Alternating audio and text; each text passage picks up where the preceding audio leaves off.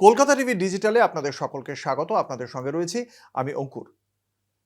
আগামী 2025-এর October November নাগাদ নির্বাচন রয়েছে, বিধানসভা নির্বাচন রয়েছে বিহারের 243 আসনের বিধানসভা, এবং যেখানে 122 হচ্ছে ম্যাজিক ফিগার। এই মুহূর্তে বিহারের জোট সরকারে রয়েছে বিজেপি এবং জেডিইউ। বিজেপির বিধায়ক সংখ্যা 84, সেখানে 48 হচ্ছে জেডিইউ অর্থাৎ জনতা দল ইউনাইটেডের বিধায়ক সংখ্যা। কিন্তু এই মুহূর্তে আমরা দেখেছি, সম্প্রতি অমিত শাহকে একটি সাক্ষাৎকারে জিজ্ঞাসা করা হয়েছিল যে মহারাষ্ট্র বিধানসভা নির্বাচনে বিজেপি বা তাদের শরিক একনাথ শিন্ডের শিবসেনা তারা কোনো মুখ্যমন্ত্রীর মুখ সামনে রেখে নির্বাচনে যায়নি। বিহারের ক্ষেত্রেও কি তাই হবে? অমিত শাহ খুব নির্বিকারভাবে উত্তর দিয়েছিলেন যে এ বিষয়ে এখনো তারা কোনো সিদ্ধান্ত নেননি, তারা আগামী দিনে ভাববেন এ বিষয়ে এবং সেই বিষয়টি জানানো হবে। ঠিক এই জায়গা থেকেই একটা প্রশ্ন মাথাচাড়া দিচ্ছে, তাহলে কি নীতিশ কুমারকে সামনে রেখে বিহার বিধানসভায় যাচ্ছেন না এনডিএ? ফলে বিজেপির কি মতিগতি তা নিয়ে প্রশ্ন উঠছে, এবং সেক্ষেত্রে নীতিশ কুমার, যাকে বিহারের রাজনীতিতে পাল্টু কুমার বলে বিরোধীরা, তারাও এই বিষয়টি চর্চায় এনেছে। তাহলে সেক্ষেত্রে আরজেডিকে নেতৃত্বে যে মহাগঠবন্ধন রয়েছে, তারা কি নীতিশকে পেতে চাইবে? সেই বিষয়টি বিশদে জানবো। আমাদের সঙ্গে রয়েছেন আমাদের পলিটিক্যাল এডিটর আশিস চট্টোপাধ্যায়। আশিসদা, এক্ষেত্রে এই মহাগঠবন্ধনের যারা রয়েছেন, যাদের প্রধান হচ্ছে গিয়ে আরজেডি, তারা কি ভাবনা চিন্তা করছে? দেখুন, বিহারের রাজনীতিতে হঠাৎ একটা তৎপরতা তৈরি হয়েছে, যে তৎপরতার দুটো কারণ। একটা কারণ হচ্ছে মহারাষ্ট্রের বিধানসভা নির্বাচন। মহারাষ্ট্রের বিধানসভা নির্বাচনে শিকে বিজেপির দিকে ছিঁড়লেও তারপরে যেভাবে সরকার গঠিত হয়েছে, সেখান থেকে একটি বার্তা বিহারের দিকে এসেছে, স্পষ্ট বার্তা। সে বার্তাটা আমি পরে আসছি। আরেকটি বড় ঘটনা ইতিমধ্যে ঘটে গেছে, সেটা হচ্ছে আম্বেদকরকে নিয়ে অমিত শাহর একটি সার্কাস্টিক, একটি বিদ্রুপাত্মক উক্তি, যেটা সংসদের মধ্যে দাঁড়িয়ে অমিত শাহ করেছেন। এই দুটি জিনিসই দুটি তীরের মতো এনডিএর যে বিহারের পরিস্থিতি, অর্থাৎ বিহার এনডিএর বুকে দুটো তীরের মতো বিঁধেছে। কেন? আমি একটু খোলসা করে বলছি। মহারাষ্ট্র নির্বাচনের আগে মুখ্যমন্ত্রী ছিলেন শিন্ডে, এবং শিন্ডের মুখ্যমন্ত্রীত্বেই কয়েক বছর চলেছিল ওখানে। যদিও প্রথমে শিন্ডে ওই শিবিরে ছিলেন না, পরে তাদের যে দল শিবসেনা তা ভেঙে তিনি বিজেপির দিকে গিয়েছিলেন। কিন্তু শিন্ডের মন্ত্রিত্বের সময় কতগুলো প্রকল্প নেওয়া হয়, যে প্রকল্পগুলো হয়তো মহারাষ্ট্রবাসী পছন্দ করেছিলেন। যাই হোক, নির্বাচনের যে ফলাফল বিধানসভায় দেখা গেছে, তাতে বিপুলভাবে জয়ী হয়েছে এনডিএ। বিরোধী পক্ষ প্র্যাকটিক্যালি আউট হয়ে গেছে, খুবই কম সংখ্যক আসন পেয়েছে। এইবারে শিন্ডে ভেবেছিলেন যে তারই মুখ্যমন্ত্রীত্বে যে নেওয়া প্রকল্প, সেগুলো যেহেতু এত সমর্থন পেল, তাহলে তাকে নিশ্চয়ই মুখ্যমন্ত্রী করা হবে, এবং সেই দাবিটা তিনি বিজেপির কাছে রেখেছিলেন। কিন্তু মহারাষ্ট্রে বিজেপির যে আসন সংখ্যা বিধানসভায়, সেটা যেহেতু ম্যাজিক ফিগার যেটাকে বলা হয় অনেক সময়, অর্থাৎ গরিষ্ঠতার খুব কাছাকাছি, তখন বিজেপি ঠিক করে যে মুখ্যমন্ত্রিত্ব এবারে আমরা ছাড়ব না, এবং তারা দেবেন্দ্র ফডনবিসকে মুখ্যমন্ত্রী করার জন্য একেবারে একরোখা হয়ে থাকে। এই অবস্থায় একনাথ শিন্ডে নানানভাবে চেষ্টা করেছেন। কয়েকদিন গিয়ে গ্রামের বাড়িতে পড়ে রইলেন এবং কারোর সাথে দেখা সাক্ষাৎ করলেন না। তারপরে মুম্বাইতে ফিরে হাসপাতালে ভর্তি হয়ে গেলেন। নানা রকম ঘটনা ঘটল, কিন্তু বিজেপি একরোখা হয়ে শেষ পর্যন্ত নিজেদের লোককেই মুখ্যমন্ত্রী করলো। তাহলে এখান থেকে কি বার্তা পাটনায় এলো? অর্থাৎ মুম্বাই থেকে পাটনার দূরত্ব রেলগাড়িতে অনেকক্ষণ লাগলেও এই বার্তা পাটনায় পৌঁছতে এক মুহূর্তের বেশি সময় লাগেনি। তা হচ্ছে এই যে এনডিএর মধ্যে থেকে যদি নীতিশ কুমার এবং বিজেপি নির্বাচনে যায়, তাহলে তার পরবর্তীকালেও ছবিটা মোটামুটি মহারাষ্ট্রের মতোই হতে পারে যদি এনডিএ জেতে। সেক্ষেত্রে বিজেপির আসন সংখ্যা জেডিইউর নীতিশ কুমারের থেকে অনেক বেশি হবে। সেক্ষেত্রে বিজেপি যদি ধরে থাকে যে বিজেপি থেকেই মুখ্যমন্ত্রী করতে হবে, এবং তখন যদি নীতিশ কুমার তা মানতে রাজি না হন তাহলে পরিস্থিতি এমন হতে পারে যে শিন্ডের মতোই অবস্থা হবে। অর্থাৎ শিন্ডে বুঝেছিলেন যে তিনি যদি বিজেপির কথা মানতে রাজি না হন তাহলে শিন্ডের দল একরাখাই মুশকিল হবে, এমএলএরা ভেঙে বিজেপিতে চলে আরজেডি যাবে। আবার এর সঙ্গে এই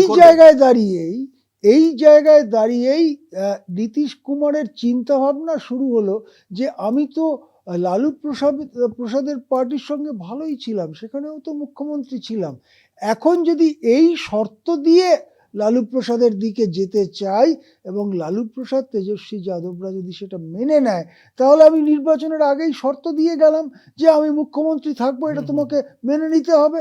এবং লালু যদি সেটা মেনে নেয় তাহলে লালুর দল বেশি আসন পাবে, সেটাও জানা কথা, কিন্তু আমি মুখ্যমন্ত্রী থাকবো। এই চলাচল যখন শুরু হচ্ছে তখনই লালু প্রসাদ তেজস্বী যাদব থেকে ফিলার পাঠানো হয়েছে। আমরা স্পষ্ট জানতে পারছি সূত্র মারফত যে কমিউনাল পার্টি বিজেপি সাম্প্রদায়িক দলকে ছেড়ে যদি নীতিশ কুমার আবার এসে মহাগঠবন্ধনে যুক্ত হতে চান তাহলে তাকে মুখ্যমন্ত্রী করার ব্যাপারে লালু তেজস্বী শিবির আবার চিন্তা ভাবনা করতে প্রস্তুত। এই জায়গাতে দাঁড়িয়ে দ্বিতীয় বার্তাটি শক্তিশালের মতো বিজেপির বুকে বিঁধল। সেটা কি? যখন আম্বেদকরকে অপমান করলেন অমিত শাহ, নীতিশ দেখলেন বিজেপির সঙ্গে যদি তিনি ভোটে লড়েন তাহলে আম্বেদকরকে অপমানের যে ব্যাপারটা, সেই আক্রমণের ঝাঁজ বিজেপিকে একা নয় তার ঘরেও আগুন ধরাতে পারে, বিজেপির থেকে বেশি আগুন ধরাতে পারে নীতিশ কুমারের ক্যাম্পে। কেননা নীতিশ কুমার মূলত নির্ভর করেন পিছড়ে বর্গের মানুষের ওপরে, দলিত, কুর্মী, অতি পিছড়ে বর্গ, তাদের ওপরে মূলত নির্ভর করেন। সুতরাং নীতিশ যদি বিজেপির হাত ধরে থাকেন, বিজেপি হয়তো তার ভোট ব্যাংকের কিছুটা রক্ষা করতে পারবে, কিন্তু নীতিশ কুমারের ভোট ব্যাংক ভেঙে চুরমার হয়ে লালুর দিকে চলে যাওয়া সম্ভব। এই দুটো কারণকে যখন যোগ করা হচ্ছে তখন বিহার রাজনীতিতে চাঞ্চল্যর সৃষ্টি হচ্ছে। তাহলে কি নীতিশ কুমার আবার সেই পাল্টি কুমারের নামের সুনাম রেখে লালু প্রসাদের হাত ধরতে যাচ্ছেন? নীতিশ কুমার যে কোথায় শেষ হবেন, নীতিশ কুমারের মতো কোনো রাজনীতিক আমাদের দেশে আসেননি, ভবিষ্যতেও আসবে কিনা সন্দেহ। তার সমস্ত চলাফেরাটাই হচ্ছে রহস্যজনক। আজ কি বলছেন তার সঙ্গে কাল কি করবেন তার কোনো সম্পর্ক থাকে না। সুতরাং বিহার রাজনীতিতে হয়তো বড় চাঞ্চল্য অপেক্ষা করছে, তার জন্য আমাদের চোখ রাখতে হবে বিহারের দিকে। একেবারেই আশিস দা, আমরা সেক্ষেত্রে অবশ্যই নজর রাখবো। সেক্ষেত্রে এই তথাকথিত পাল্টু কুমার আগামী দিনে মহাগঠবন্ধনে যোগ দেন নাকি তার জন্য বিশেষ কোনো বার্তা দেয় বিজেপির, বার্তা আসে বিজেপির পক্ষ থেকে? আজ আমরা নজর রাখবো মূলত বিহারের দিকে। বিহারে বিধানসভা নির্বাচন রয়েছে সামনের বছর, অর্থাৎ 2025-এর অক্টোবর থেকে নভেম্বর মাসের মধ্যে, এবং ঠিক সেই নির্বাচনের আগেই আমরা জানি ইতিমধ্যে যে সেখানে এনডিএ জোট এবং মূলত বিজেপি এবং জেডিইউ অর্থাৎ জনতা দল ইউনাইটেডের জোট ক্ষমতায় রয়েছে, এবং জেডিইউর যে প্রধান অর্থাৎ মুখ্যমন্ত্রী নীতিশ কুমার সেখানেই কিন্তু ক্ষমতায় রয়েছে। এবং সেখানেই এবার যে জানা যাচ্ছে যে বিরোধী যারা রয়েছে অর্থাৎ আরজেডি, মহাগঠবন্ধনের যে শরিক দল আরজেডি, তারা দাবি করছে যে এই বিজেপি অর্থাৎ ভারতীয় জনতা পার্টি তারা জেডিইউর থেকে বিধায়কদের নিজেদের দলে টেনে নিজেদের দলে টানার পর কিন্তু তারা চাইছেন যে একক সংখ্যাগরিষ্ঠতায় বিধানসভা নির্বাচনে লড়াই করতে। ঠিক কি কারণে আরজেডি এমন দাবি করছে আমরা আরো বিস্তারিত জানবো। আমার সঙ্গে এই মুহূর্তে রয়েছেন আমার সহকর্মী অঙ্কুর ভট্টাচার্য। অঙ্কুরদা, ঠিক কি কারণে এমন দাবি করছে আরজেডি? আমরা সম্প্রতি দেখেছি যে মহারাষ্ট্রের যে নির্বাচন, সেই নির্বাচনের ক্ষেত্রেও কিন্তু একনাথ শিন্ডের নেতৃত্বে লড়াই করার পরও এই বিধানসভা নির্বাচনে তারপরেও কিন্তু সেখানে নিজেদের দলের লোককে মুখ্যমন্ত্রীর কুর্সিতে বসিয়েছে বিজেপি। সেক্ষেত্রে সেই একই সমীকরণ কি বিহারের ক্ষেত্রেও প্রযোজ্য হতে পারে? কি মনে করছো? আরজেডির পক্ষ থেকে খানিকটা দাবিটা সেরকমই। কেন এই দাবিটা হঠাৎ করে উঠলো সেই বিষয়ে দর্শকদের জানাবো। ঠিকই বলেছো স্বর্ণালী তুমি, আগামী বছর অক্টোবর নভেম্বর মাস নাগাদ বিহারের বিধানসভা নির্বাচন রয়েছে। এই মুহূর্তে ভারতীয় জনতা পার্টি এবং জনতা দল ইউনাইটেডের সরকার। 243 হচ্ছে সেখানকার বিধানসভার মোট আসন সংখ্যা, 122 হচ্ছে সেখানকার ম্যাজিক ফিগার, এবং 84টি বিধায়ক নিয়ে বিজেপি রয়েছে, 48 জন বিধায়ক নিয়ে রয়েছে জনতা দল ইউনাইটেড, এদের এই সরকারটা চালাচ্ছে। এবার কেন হঠাৎ করে এই কথাটা উঠলো? যে মহারাষ্ট্রের উদাহরণ তুমি তুলে ধরলে, মহারাষ্ট্র বিধানসভা নির্বাচনের সময় ভারতীয় জনতা পার্টির পক্ষ থেকে কোনো মুখ্যমন্ত্রীর মুখ সামনে রেখে নির্বাচনে তারা যায়নি। এবং যেরকম ভাবে একনাথ শিন্ডে তার আগে মুখ্যমন্ত্রী ছিল বিজেপির সহায়তায়, পরবর্তীকালে আমরা দেখতে পেলাম ভারতীয় জনতা পার্টি যে পরিমাণ আসন পেল, যে সংখ্যক আসন পেল, তারপর দেবেন্দ্র ফডনবিস সামনে এগিয়ে এলেন, একনাথ শিন্ডে স্থান হলো উপমুখ্যমন্ত্রীত্বের জায়গায়। ঠিক তেমন ভাবেই সম্প্রতি জিজ্ঞাসা করা হয়েছিল ভারতীয় জনতা পার্টির অন্যতম শীর্ষ নেতা কেন্দ্রীয় স্বরাষ্ট্রমন্ত্রী অমিত শাহকে, যে এই যে মহারাষ্ট্রে যেরকম ভাবে মুখ্যমন্ত্রীর কোনো মুখ সামনে না রেখে বিজেপি নির্বাচনে লড়াই করেছে, বিহারের ক্ষেত্রে কি হবে? অমিত শাহ স্পষ্টভাবে না বিজেপি না জেডিইউ কোনো নেতার নাম করেননি। তিনি বলেছেন আমরা গোটা বিষয়টি খতিয়ে দেখছি, নিজেদের মধ্যে আলোচনা করে এই বিষয়টি পরবর্তীকালে জানানো হবে। ঠিক এখানেই আরজেডির বক্তব্য যে তাহলে ভারতীয় জনতা পার্টি ঠিক যেমন ভাবে মহারাষ্ট্রে গিয়ে একনাথ শিন্ডের দলকে কার্যত ক্যাপচার করে ফেলেছে, এক্ষেত্রেও তারা যদি মুখ্যমন্ত্রী হিসেবে নিজেদের দলের কোনো বিধায়ককে সামনে নিয়ে আসতে পারে, তাহলে জেডিইউ এর যে প্রভাব রয়েছে বিহারে, সেই বিহারে জেডিইউ এর প্রভাব আরো খানিকটা কমে যাবে। এবং অত্যন্ত তাৎপর্যপূর্ণভাবে 122 যে ম্যাজিক ফিগার, তার মধ্যে বিজেপির এই মুহূর্তে রয়েছে 138, এবং এই 138-এ বিজেপির রয়েছেন 84 জন বিধায়ক, জেডিইউ এর রয়েছে 48। বিজেপির এই 84 জন বিধায়কের সঙ্গে জেডিইউ থেকে যদি মাত্র 16 আর 22 38 জনকে নিয়ে নেওয়া যায়, তাহলেই কিন্তু বিজেপি ম্যাজিক ফিগারে পৌঁছে যাচ্ছে। এবং জেডিইউ এর বিধায়কদের সামনে সেক্ষেত্রে এর আগে আমরা যেমন ভাবে দেখেছি বিভিন্ন রাজ্যের ক্ষেত্রে, কখনো মধ্যপ্রদেশ কখনো মহারাষ্ট্র, বিজেপি যেরকম ভাবে বিধায়ক ভাঙিয়ে নিয়েছে, সেরকম ভাঙিয়ে নেওয়ার বিজেপির কিন্তু অভিজ্ঞতা রয়েছে, বা তাদের আমরা সেই ইতিহাসে সেগুলো বারংবার দেখেছি।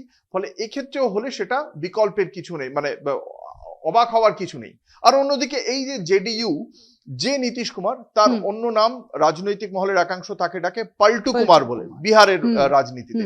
ফলে এই কথা মাথায় রেখে যদি নীতিশ কুমার আবার পাল্টু কুমার হয়ে তিনি যদি এই মহাগঠবন্ধন, যাদের মোট সংখ্যা 76, তার সঙ্গে যদি তিনি যোগ দেন, আরো দু একজন নির্দল বিধায়ক নিয়ে যায়, তাহলে কিন্তু এই মহাগঠবন্ধন আবার বিধানসভা নির্বাচনের আগে তারা ক্ষমতায় আসার জন্য আবার লড়াই করতে পারে।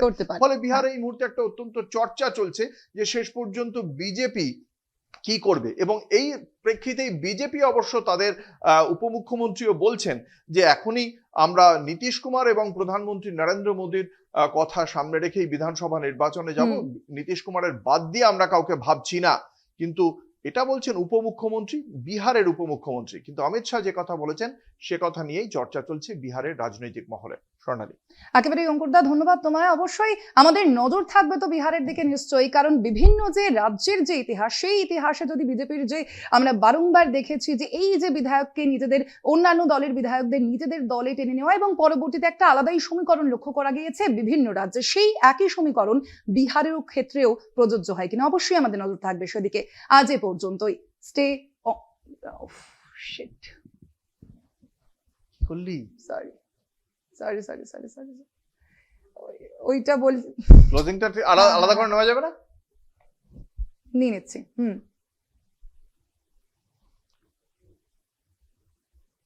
দেখতে থাকুন Kolkata TV online. Kolkata TV, রাত দিন 7 দিন।